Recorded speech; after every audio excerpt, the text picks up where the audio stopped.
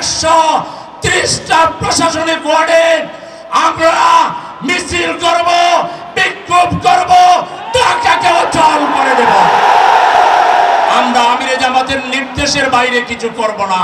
সংগ্রামী ঢাকাবাসী, দেশবাসী, আজকে 190 দিন পর বাংলাদেশ জামাত ইসলামী রাজপথে এসেছে। আমরা রাজপথে এইভাবে আসার প্রত্যাশা করিনি, আমাদের পরিকল্পনায় ছিল না।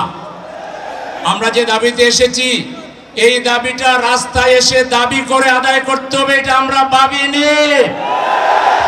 এটি ছিল আমাদের ন্যায্য অধিকার, এটি ছিল আমাদের সাথে একটি সম্মানজনক আচরণের ব্যাপার।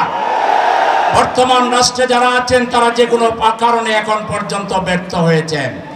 যে রায়ের বিরুদ্ধে আন্তর্জাতিক সকল মানবাধিকার সংগঠন বলেছে এটা কোনো বিচার হয়নি, ক্যাঙ্গারু কোর্ট ছিল। আজকে ব্রিটেনের সর্বোচ্চ আদালত বলেছে এটা যোগ সাজশে এখানে বিচার করা হয়েছে, ন্যায় বিচার বলন্টিত হয়েছে। এরপর তো এইসব কোনো মামলাই থাকার কথা ছিল না, আমাদেরকে দাবি জানানোরও কথা ছিল না।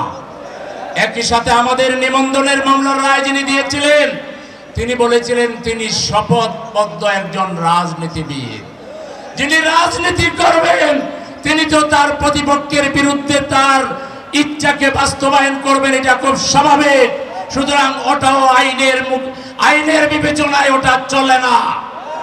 জামাত ইসলামের তৎকালীন ভারপ্রাপ্ত সেক্রেটারি জেনারেল এটিএম আজহারুল ইসলামকে অনতি বিলম্বে যদি মুক্তি দেওয়া না হয়, জামাতের নিবন্ধন এবং জামাতের মার্কা ন্যায় বিচারের পথে দাঁড়িপাল্লা যদি অনতি বিলম্বে ফিরিয়ে দেওয়া না হয়, আমরা মাননীয় আমিরে জামাতের নির্দেশ চাইব। আপনি যদি বলেন প্রতিদিন সকালে একবার, বিকালে একবার ঢাকার 130টা প্রশাসনিক ওয়ার্ডে আমরা মিছিল করব, বিক্ষোভ করব, ঢাকাকে অচল করে দেব। আমরা আমিরে জামাতের নির্দেশের বাইরে কিছু করব না। আমিরে জামাতের কাছে আমরা কর্মসূচি চাই, আর যদি কর্মসূচি আপনারা আমাদেরকে দিতে না চান তাহলে সময়কে বন্যা করে এই 3টা দাবি পূরণ করবেন। আজহার ভাইয়ের মুক্তি চাই।